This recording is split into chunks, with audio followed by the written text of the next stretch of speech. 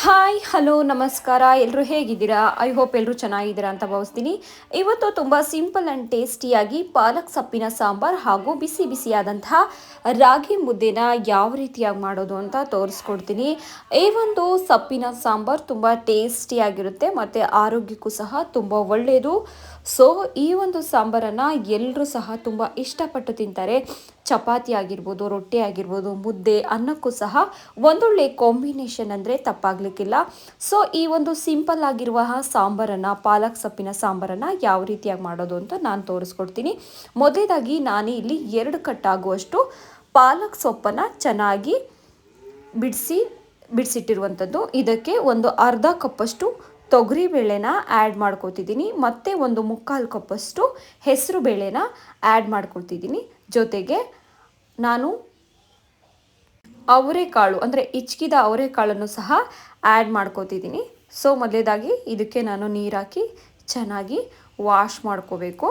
So wash ಮಾಡ್ಕೊಂಡಾದಮೇಲೆ ಈ ಒಂದು ಬೇಳೆಗಳು ಬೇಯಲಿಕ್ಕೆ ಎಷ್ಟು ನೀರು ಬೇಕೋ ಅಷ್ಟು ನೀರನ್ನು ನಾವು ಹಾಕ್ಕೋಬೇಕು.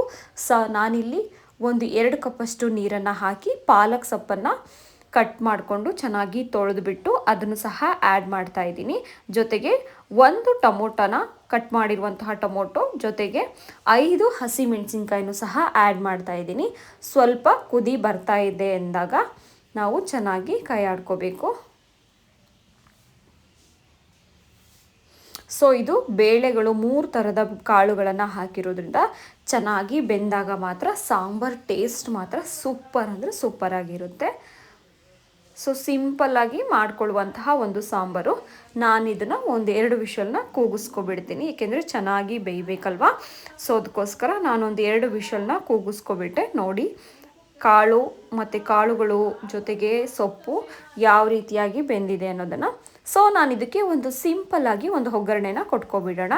ಸೊ ನಾನಿಲ್ಲಿ ಸ್ವಲ್ಪ ಎಣ್ಣೆ, 1 ಟೇಬಲ್ ಸ್ಪೂನಷ್ಟು ಸಾಸಿವೆ, ಜೊತೆಗೆ 1 ಟೇಬಲ್ ಸ್ಪೂನಷ್ಟು ಜೀರಿಗೆ ಆ್ಯಡ್ ಮಾಡ್ಕೋತಿದ್ದೀನಿ. ಮತ್ತು ಜಜ್ಜಿಟ್ಟಿರುವಂತಹ ಬೆಳ್ಳುಳ್ಳಿನೂ ಸಹ ಆ್ಯಡ್ ಮಾಡ್ತಾಯಿದ್ದೀನಿ.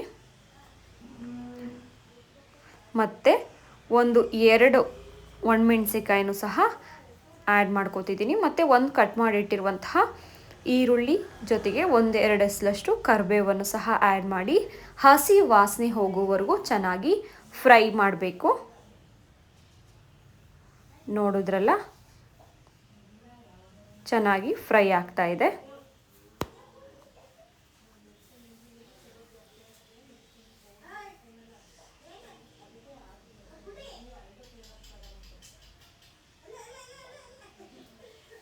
ಸೊ ನೋಡಿದ್ರಲ್ಲ, ಚೆನ್ನಾಗಿ ಫ್ರೈ ಆಯ್ತಾ ಇದೆ.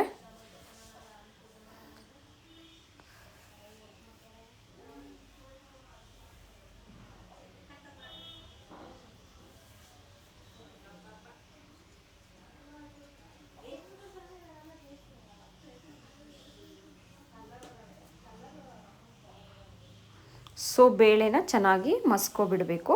ಬೇಳೆ ಮತ್ತು ಕಾಳುಗಳು, ಬೇಳೆ ಚೆನ್ನಾಗಿ ಬೆಂದಿದೆ. ಸೊ ಸ್ವಲ್ಪ ಮಸ್ಕೊಬಿಡೋಣ.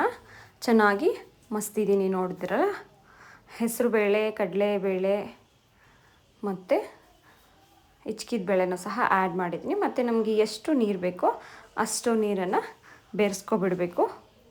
ಸೊ ನಾನು ಇದಕ್ಕೆ ಯಾವುದೇ ರೀತಿಯಾದಂತಹ ಮಸಾಲೆನ ರೆಡಿ ಮಾಡ್ಕೊಂಡಿಲ್ಲ, ಅಂದರೆ ಮಿಕ್ಸಿಲಿ ರುಬ್ಬಿ ಯಾವುದೇ ರೀತಿಯಂಥ ಒಂದು ಮಸಾಲೆನ ಆ್ಯಡ್ ಮಾಡ್ಕೋತಿಲ್ಲ. ಸೊ ಜಸ್ಟ್ ತುರಿದಿಟ್ಟಿರುವಂತಹ ಹಸಿ ತೆಂಗಿನಕಾಯಿನ ಆ್ಯಡ್ ಮಾಡ್ತಾಯಿದ್ದೀನಿ. ಜೊತೆಗೆ ಮನೆಯಲ್ಲೇ ತಯಾರು ಮಾಡಿರುವಂತಹ 2 ಟೇಬಲ್ ಸ್ಪೂನಷ್ಟು ಸಾಂಬಾರು ಪೌಡರನ್ನು ಆ್ಯಡ್ ಮಾಡ್ತಿದ್ದೀನಿ. ಸೊ ಚೆನ್ನಾಗಿ ಮಿಕ್ಸ್ ಮಾಡಬೇಕು.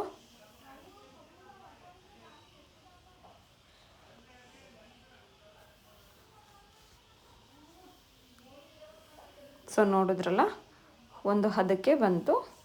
ಸೊ ತುಂಬ ತೆಳು ಮಾಡ್ಕೋಬಾರ್ದು. ಅನ್ನಕ್ಕೆ ಮತ್ತು ಮುದ್ದೆಗೂ ಚಪಾತಿಗೂ ಸಹ ಒಂದೊಳ್ಳೆ ಟೇಸ್ಟಿ ಆದಂತಹ ಒಂದು ಸಾಂಬಾರು ರೆಸಿಪಿ ಅಂತಲೇ ಹೇಳ್ಬೋದು. ಸೊ ನಾನಿಲ್ಲಿ ಒಗ್ಗರಣೆನೂ ಸಹ ಚೆನ್ನಾಗಿ ಆ್ಯಡ್ ಮಾಡ್ತಾಯಿದ್ದೀನಿ. ಸೊ ಒಗ್ಗರಣೆ ಆ್ಯಡ್ ಮಾಡಿದ್ಮೇಲೆ ಒಂದು ಬಿಸಿ ಬಿಸಿಯಾದಂತಹ ಒಂದು ಸಬ್ಸಾರು ರೆಡಿ ಆದಂಗೆ. ಸೊ ಫೈನಲ್ ಟಚಪ್, ರುಚಿಗೆ ತಕ್ಕಷ್ಟು ಉಪ್ಪನ್ನು ಹಾಕಿ ಒಂದು ಕುದಿನ ಕುದಿಸ್ಕೊಬಿಡೋಣ.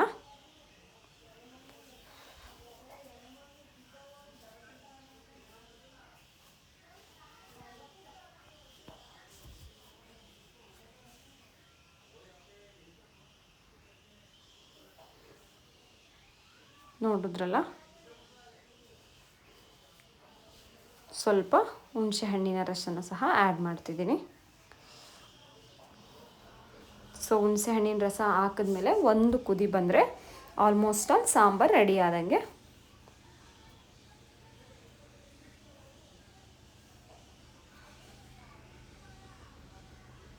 ಸ್ವಲ್ಪ ರುಚಿ ನೋಡಿ, ನೀವು ಉಪ್ಪೇನಾದರೂ ಕಮ್ಮಿ ಇತ್ತು ಅಂದರೆ ಆ್ಯಡ್ ಮಾಡ್ಕೋಬೋದು. ಸೊ ನಾನು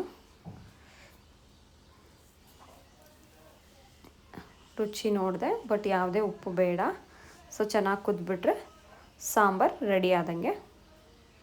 ಸೊ ಸಿಂಪಲ್ಲಾಗಿ ರುಬ್ಬಿ ಮಸಾಲೆನ ರೆಡಿ ಮಾಡಿ ಪ್ರಿಪೇರ್ ಮಾಡಿ ಎಲ್ಲ ಮಾಡೋಕ್ಕೆ ಟೈಮ್ ಆಗಲ್ಲ ಅಂಥ ಟೈಮಲ್ಲಿ ಸೊ ಸಿಂಪಲ್ಲಾಗಿ ಒಂದೊಳ್ಳೆ ಸಾಂಬಾರನ್ನು ನೀವು ಮಾಡ್ಕೋಬೋದು. ನೋಡ್ತಾ ಇದ್ದೀರಾ, ಫೈನಲಿ ಸೊಪ್ಪು ಸಾಂಬಾರು, ಪಾಲಕ್ ಸೊಪ್ಪಿನ ಸೊಪ್ಪು ಸಾಂಬಾರು ರೆಡಿ ಆಯಿತು. ಇದೀಗ ನಾನು ಬಿಸಿ ಬಿಸಿ ರಾಗಿ ಮುದ್ದೆ ಮತ್ತು ರೈಸ್ ಜೊತೆಗೆ ಒಂದೊಳ್ಳೆ ಕಾಂಬಿನೇಷನ್ ಅಂತಲೇ ಹೇಳ್ಬೋದು. ಚಪಾತಿ, ಅಕ್ಕಿ ರೊಟ್ಟಿ, ಜೋಳದ ರೊಟ್ಟಿ, ರಾಗಿ ರೊಟ್ಟಿ ಯಾವುದಕ್ಕಾದರೂ ಇದು ಒಂದೊಳ್ಳೆ ಸೂಟೇಬಲ್ ಸಾಂಬಾರು ಅಂತಲೇ ಹೇಳ್ಬೋದು. ನೋಡ್ತಾ ಇದ್ದೀರಲ್ಲ, ಬಿಸಿ ಬಿಸಿಯಾದಂತಹ ರಾಗಿ ಮುದ್ದೆಗೆ ಬಿಸಿ ಬಿಸಿಯಾದಂತಹ ಆರೋಗ್ಯಕರ ರುಚಿಕರವಾದಂತಹ ಪಾಲಕ್ ಸೊಪ್ಪಿನ ಸಾಂಬಾರು ರೆಡಿಯಾಗಿದೆ.